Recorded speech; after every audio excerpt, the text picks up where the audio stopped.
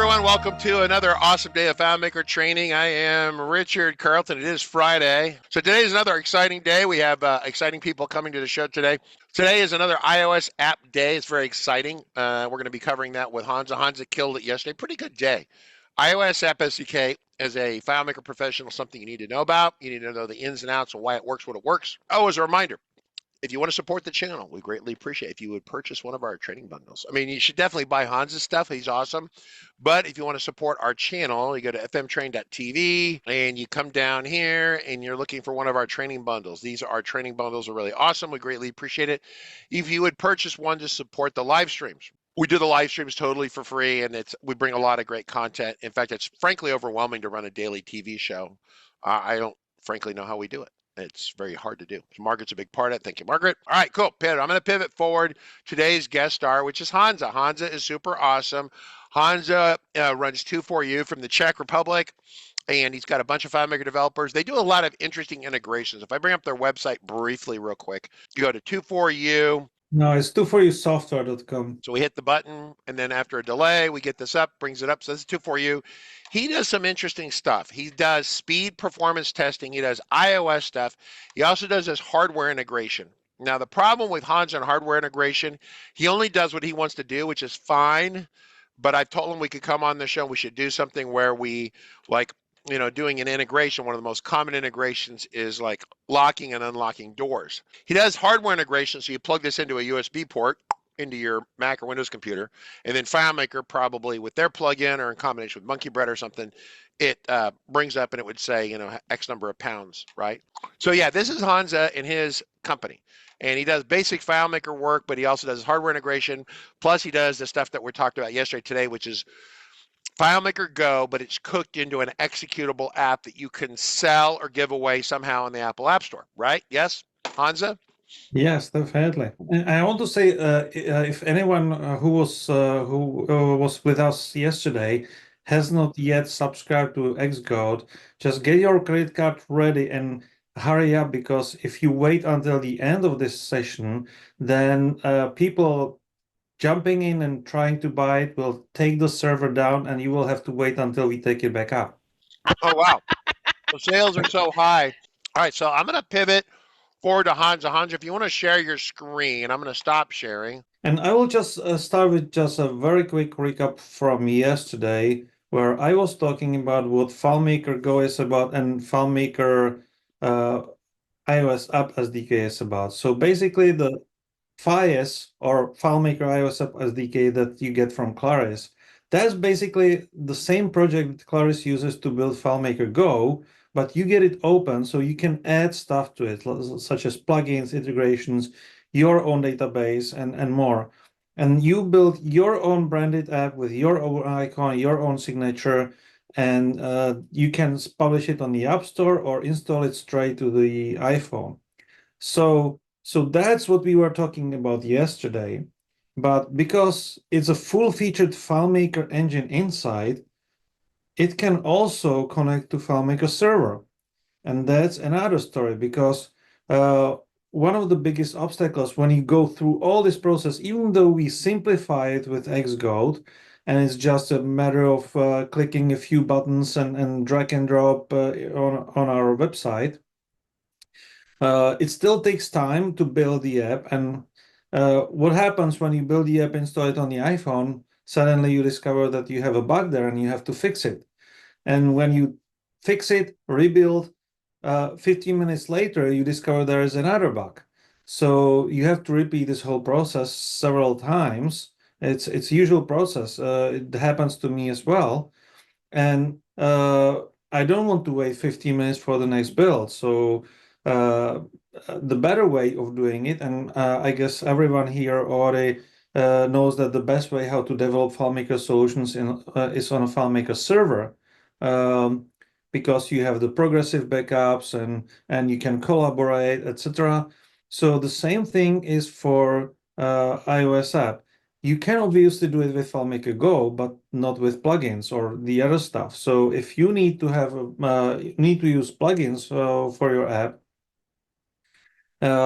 the only way how to develop and debug your app at the same time is you need to have the app built with the FileMaker iOS App SDK, including the plugins, but still you need a way how to do it with the server. And for that purpose, we have created this special file called opener. So that's a database, very simple one, with just a few tables, where the first table is just for the primary interface, and the second table is all the plugins that we want to load.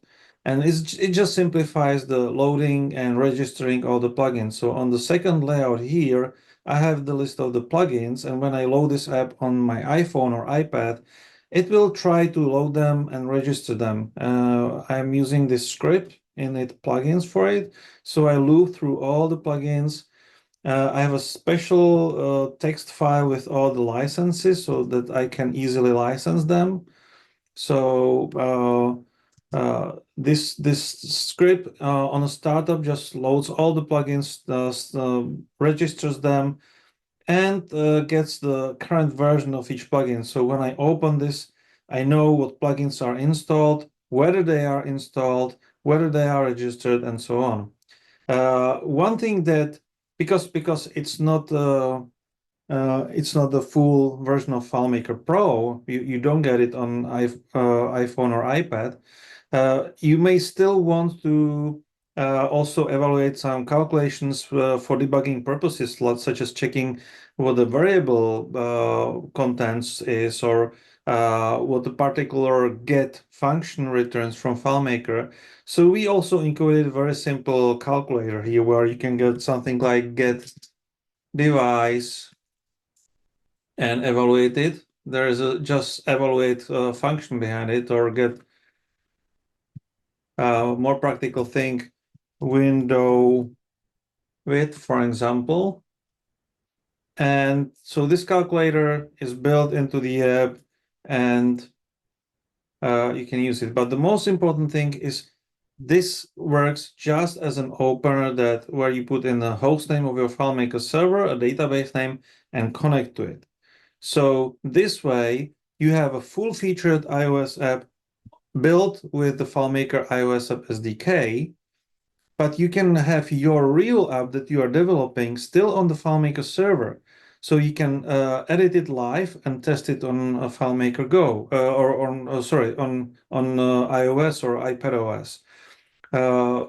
And for the case something goes wrong, for instance, if you have a FileMaker server on a local network without SSL certificate, you may want to start by adding it through the known hosts, because that's the only way in the build app how to actually get the dialog from the FileMaker engine that asks you, that lets you save the host name as a trusted, even though it doesn't have a SSL certificate. So after some initial testing, having this button there turned out to be quite useful as well. And the way we open the remote database is that we use the dynamic data source. So we have external data source called remote here, where we take the variable $path as a Most path to people the don't database. know about that. Most people don't know about that. So basically, when you in a script where I open the remote file, sorry, it's here connect. Here remote file. I have open file, and it opens the file that I have defined in here in external data sources. And in FileMaker, since I think 17, that was the 16 or 17 was the first version which introduced it. They added that. Yeah. When you add an external data source, instead of specifying the actual database here, you can use a variable. So this is here in variable. So this way, FileMaker will connect to the database whose path is in the variable the first time it needs it. So it's important, the first time it needs it, it will try to open it. And as soon as it opens it, it starts ignoring the variable. So that's one important concept. So as soon as you try to connect to the database, even if you fail, There is no way to change it to refine it. For instance, if you make a typo in the database name, try to open it. You cannot correct yourself. So for this purpose, we have one more thing here. When we fail in connecting to the database, we just close the file, which in the build app just immediately reopens it with all variables freshly empty. So that way we can try a I different. did not know this. So if you made a FileMaker Go FMP12 file and you're Mhm. using it you've compiled it so you have an IPA file, right? Exactly. And your Mhm. connection, you screw up somehow the connection fails, it will be permanently broke until you reset that. And so you Exactly. tell Go, which is really the FIOS application, to close the Well, file, right? the fact that it breaks, that's not unique to the FIOS. So as soon as you put as soon as you use that external data source, it will just FileMaker will read contents of the global variable, and then it will forget about it. So even if you change the global variable, it will still try to use the old path. Oh, so that's is that the same in Pro or is that just Go? Yes, it's the same in Pro, it's the same in Go, everywhere. So as soon as you open that external data source, you cannot remap it to another one until you close the file, the current file from which you are opening it. So this mechanism ensures that when we close the file, all global variables are lost, and when we reopen the file, we can start over. The nice thing about the FIOS is that unlike FileMaker Go, where you end up having a list of all recently opened databases, the FIOS app just reopens the main file when you close all files. So when there are no files open left, it will automatically reopen the main file. So that's the nice trick we are using here. So I will show you. I'll put the app on my iPhone. Let me put up the uh, reflector, and I'll share my iPhone screen. And I have just like yesterday, I have used the Xcode to build a native app from this opener. So I'll close this now. And this is the app that I built just an half an hour ago or hour ago. And when I click this link here, I can use the QR code to install it on my iPhone. So I'll just use this QR code scanner and hit install. And that installs the app on my iPhone. If this is something that looks magical to you, then you were not watching yesterday's live stream. So make sure when the recording becomes available, watch it or go to our website and learn about Xcode to see what it does. For now, I'm already installing the app, and here it is. And when I open it, I have it on my iPhone. First time it asked me whether I allow using Bluetooth. That's because of the plugins being used, I think. Hey, take a breath, Honza. So, David Angel, did I understand your question? Have to be in developer mode all the time? That's a question there in Discord. Well, that's a good question. You mean on the iPhone, right? Uh, I th I have not tried to disable it, but I think it only needs to be enabled to install the app. As soon as it's installed, you should be able to disable it, but I'm not 100% sure. So I'll put in my host name here.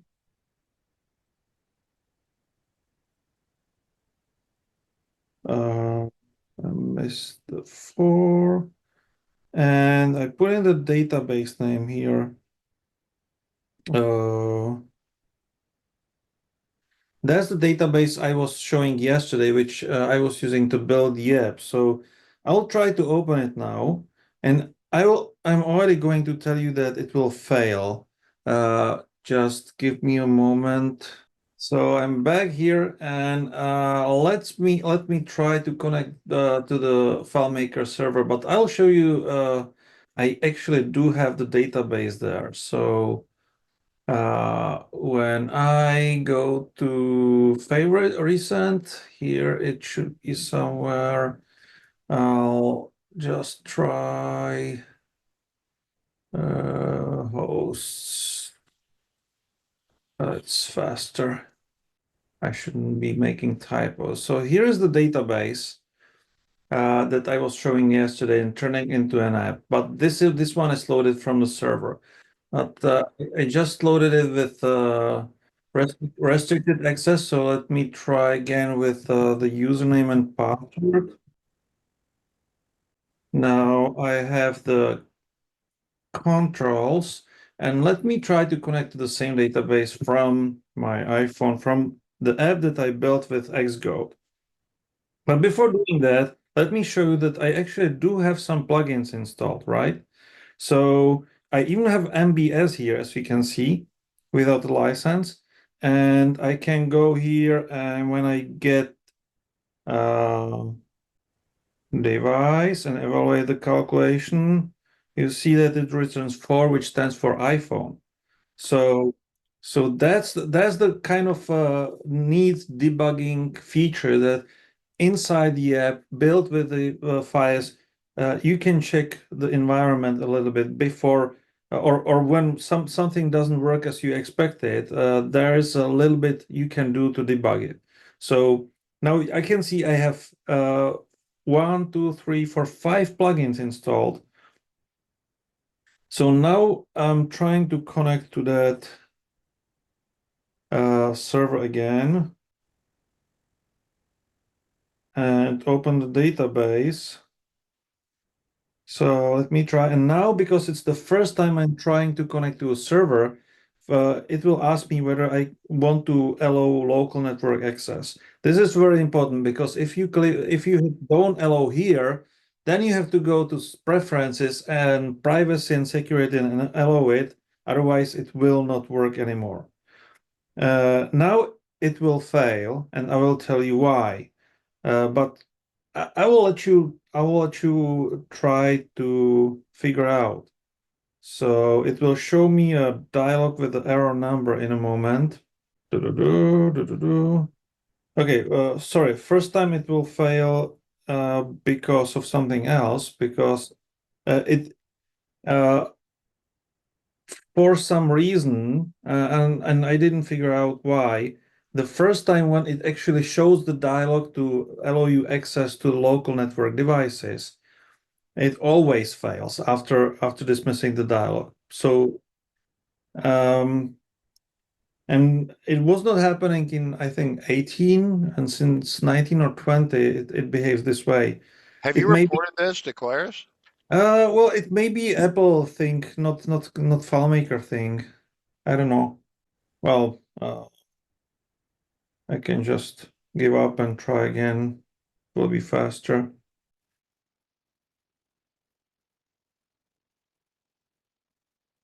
So let's try. And now I get error 825. So who knows what that error means? No idea. That's No not the idea. PSOS error, is it? Where PSOS is not available? I'd say no. That's No. 815. Okay, this error actually means that I have set the security of this file properly, which means that the opener is not authorized to open this remote file.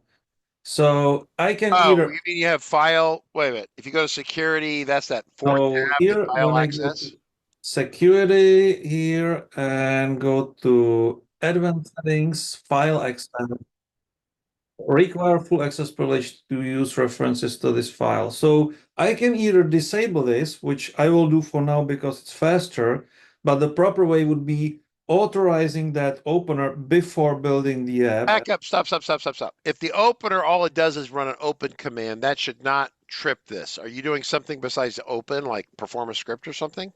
Well, I'm actually using open file, and because open file uses external data source, it actually does require this access. Okay.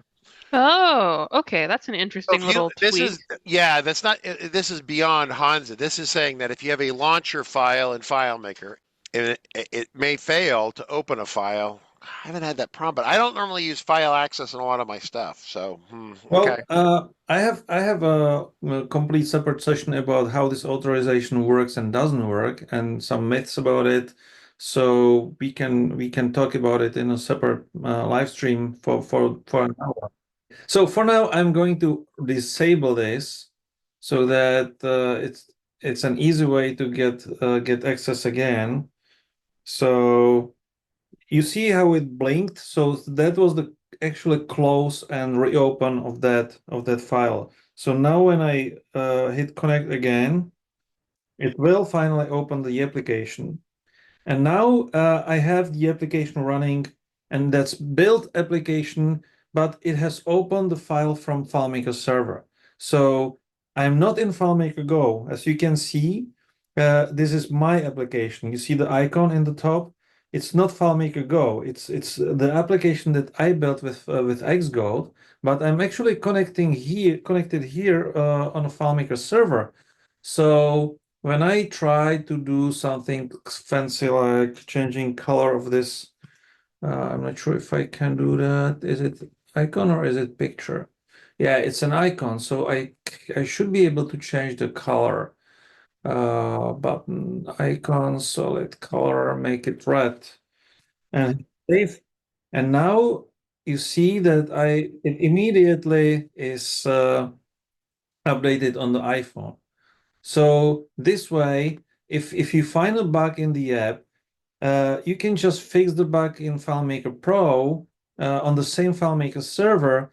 Go to your iPhone, test it out, and go to the next bug that you find. So that's a very fast way how to debug your application, and because because you have the plugins functioning, like I can literally create a field like all plugins as a calculation field here, and get installed FM plugins. Do not store. And I can take this calculated field, put it right here as a quick debugging feature. Ugly one, but working. And now when I get back here, I see that I really have those 5 plugins installed. So I can use those plugins. I can use the plugin feature functions in write them in the FileMaker Pro, and they will work on the iOS the way that they are supposed to work there. So this is back from the conversation from yesterday. So this is like FileMaker Go. So this is FiOS, FileMaker iOS App SDK FiOS, FiOS, which is basically FileMaker Go that's been compiled, so it doesn't really report as being FileMaker Go anymore. It's your app or Honza's app or someone's app. It has FileMaker Go and it has at least one FMP12 file in it, but in Honza's case here, it definitely has plugins, which you can't do in Go at all. And there is one more interesting thing that I discovered just today. I wasn't aware of it, and I don't know if it has always been so, but when I do get, this is a very, very popular function, right? Get application version. We are used to check whether we are running in FileMaker 12 or 19 or 20, and we are often checking this to find out whether it's not the too old version for whatever we use. But guess what you get when you run this function in the FiOS app? So it has Go. You saw that. We had it there for a second. Save it, and you see, so it shows Go _ App SDK, but this version number is the version of my app. It's not the version of the FileMaker engine inside. Is the version I gave to my app. So that's the version I specified here in Xcode when I was building the app. In create build, it's taking a while. I don't know why. I simply specified that this would be the version number of my app. Come on. Now here we have it. So when you specify the app, there's a field called version, and whatever you put there, that becomes the version of your app that shows as part of the result of the get application version. So that's a new use for this function, but it's also useful to differentiate between the actual Go and the SDK. So if the string returned from that function contains the SDK letters, that means you are actually running in an app that's built with the FileMaker iOS App SDK. Well, nice question. Can be used in a Mac. Well, yes, because when you use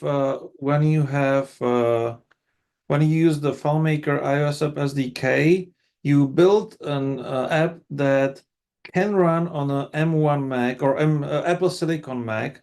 So let me try it here. When I go to again the installation page, my builds here.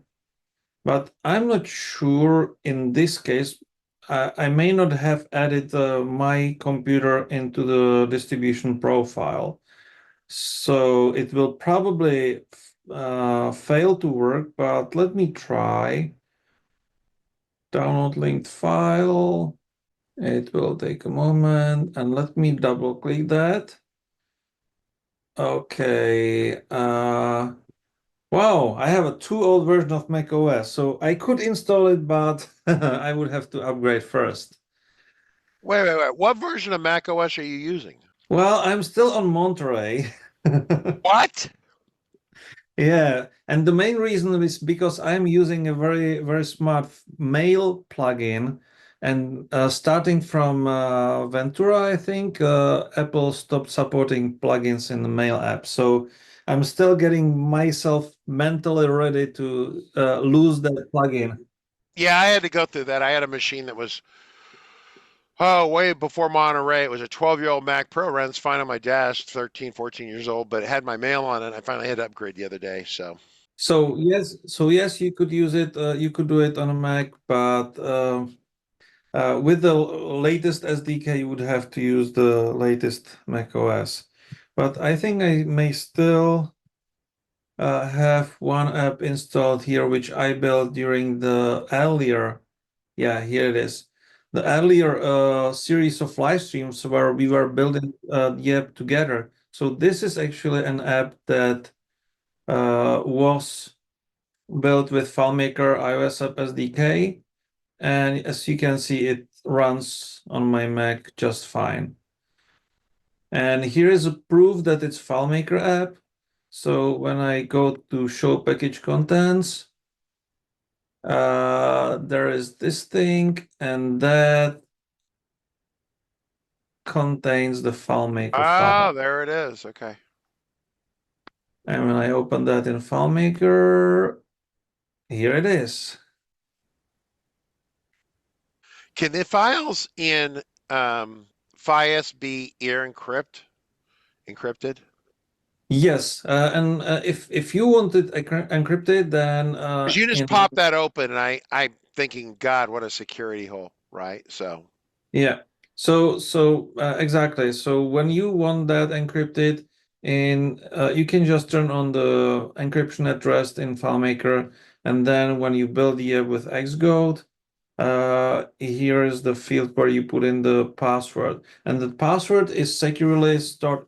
It's securely built into the code of the app, so it cannot be extracted, but it will be able to open the database as you launch the app. Also, I have a question about your device orientation. So Apple, right there on the right side, Apple went through a thing a while back where they had that. Then they pulled support They didn't want apps turning that on and off, like only portrait, only landscape, this kind of thing. They wanted your app. They mandated the apps that were being approved that they could handle a rotation. So has that changed at all in the last couple, 2, 3, 4 years? Yes, they introduced the switch, which you can have in the app, and basically you specify whether the app, which of these orientations are supported. One common thing for iPhone is, well, many iPhone apps have it set like this, Yeah. and some of them have it set like this. So So it will not, so they will not. Apple had the support, then they pulled the support. Now they've added the support back in. No, it is there. But there is, in my experience, there is a slight issue with this. We do have the switch here, but I'm afraid that FileMaker, the engine in the iOS App SDK, doesn't expect us to use it. So even when we deselect this, FileMaker itself will still respond to the rotation. Oh, So I did not have enough time to study what actually we would have to do differently to actually make it lock the orientation if we disable some of them. I think there is something like the FileMaker itself, the engine itself, which is part of the FiOS, is telling the OS that it rotates. So when we disable some of these orientations and the FileMaker itself is using that, the automated check in the App Store will reject the app because it will tell you that those two flags are not in line. right. Okay. Yeah, that's been something that's changed over the years. I remember back, Margaret, when we did this back, what was it, 2015 or whatever, that at that time, remember the phone came out in 2006, right? So Yeah, but my favorite thing, and I'm happy that Claris added it a few years ago, is that we now have this script trigger called on layout size change. And this trigger is great because when you change the orientation of the iPhone screen, it will actually trigger the script, and as a result, you can switch to layout optimized for that other orientation. So as you can see here, I actually do have 4 or 3 different layouts for the same thing: iPhone portrait, iPhone landscape, and iPad portrait. So when I try going back to my iPhone and share it again, and open the app again. So now you can see when I rotate the iPhone, I get to a different layout. You see that I have those buttons on the right and left instead of on the top. But when I rotate it back, I have this original layout. yeah, that used to be called on rotate. They changed that trigger. And so once again, it works on rotation, but it's really it's if it sees a change in the X or Y coordinates, then it fires. So it is also works. Yeah. And you can use it in FileMaker Pro as well. So when I resize this window, you see that it adapts to the size the way I want it. Anyway, just a quick recap. I think the main message here was using FileMaker Server and having this opener, which, by the way, you see that I can still, if I don't lock it, I can still reveal the controls here, and I can close the file. When I close it, it automatically reopens the opener, which was the main file in the app. So that's that's the natural feel of a native app. So unlike FileMaker Go, where you get this this interface where you see the latest things that you were using when you close all the files.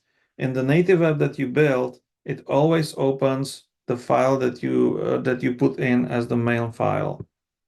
I understand the plugin thing, that's an Apple issue, and I understand a lot of this, but having it auto open the correct way. I mean, I know we can do that with Pro. You can put a assisted install, it's a little text file. Can Well, you you can actually do it here as well, I think, or not. Maybe in 21 file. Yeah, open file as startup. So it's new in 21. And so now in 21 it's even in FileMaker Go. But the point is, even if you turn this on, when you close all files, you get back to here. Yeah, well, yes. But in the Files app, when you close our files, like here, I go to and close the file, it reopens. So there's a question. Joanne says, "Are there triggers for dark and light mode?" They're not triggers, but there Unfortunately are. not. There's a get function. You can do a get to figure that out, right? Yeah, but somehow you have to somehow trigger the script to check it. So that's one of the triggers that I actually suggested in the Claris community for some future version. But that's a good point. So Joanne said, so there's no trigger, but there is a get function. So if you can start the trigger some other way, you can do a get function to get the I don't know what get function is that reports the light and dark mode. I know that's somewhere in there. Get, I don't know, some sort of display. I don't know what it is, but I saw it somewhere. App appearance, system appearance. Yes, get system appearance. Okay, was So it gonna when say? I go here and on the iPhone, Mhm. I go. That's not giving it to me. Get System almost. appearance. It's appearance. Oh, okay. Well, that looks good. Let's try that. Okay, So that's the theme.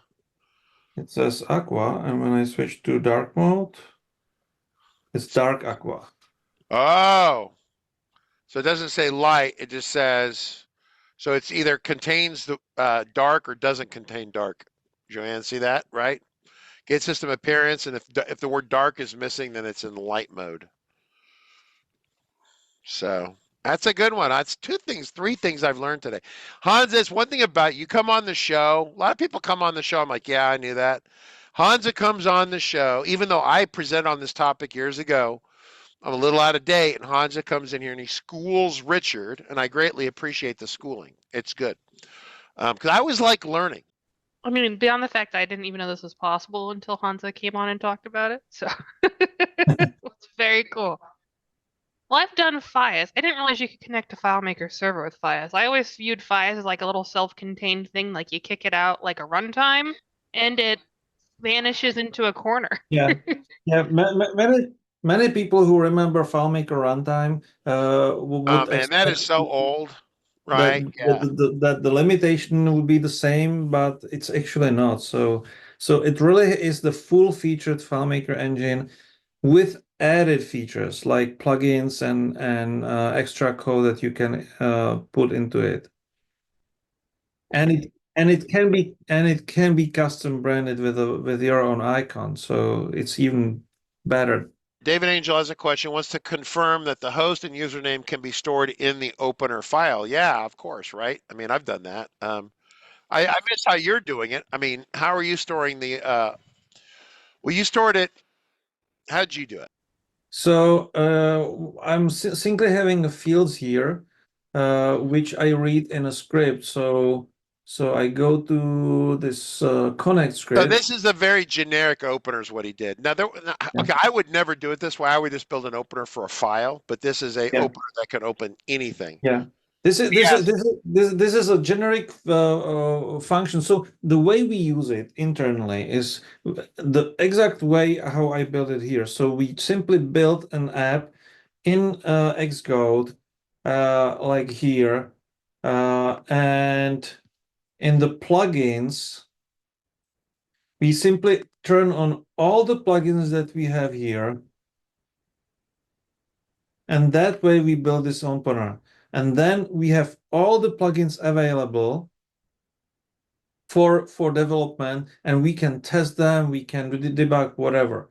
And whether we develop an app for one customer or another, we don't have to rebuild the app because we have this opener already installed on our devices, and we can go straight into the file hosted on the FileMaker server and have all the plugin functionality available.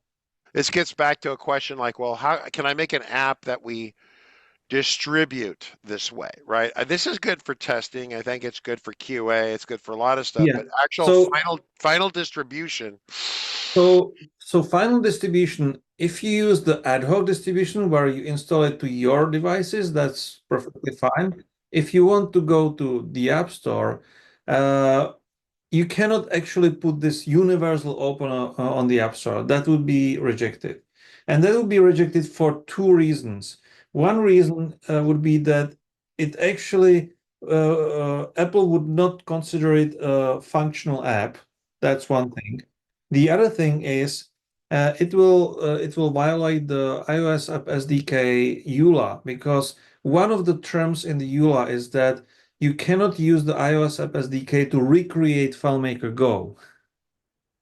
And this actually, if it's this way universal, it can be seen as actually replacing FileMaker Go and having the same functionality. So that would be against the EULA. But if you hard code it to open a specific database, then it's fine. And we have done it several.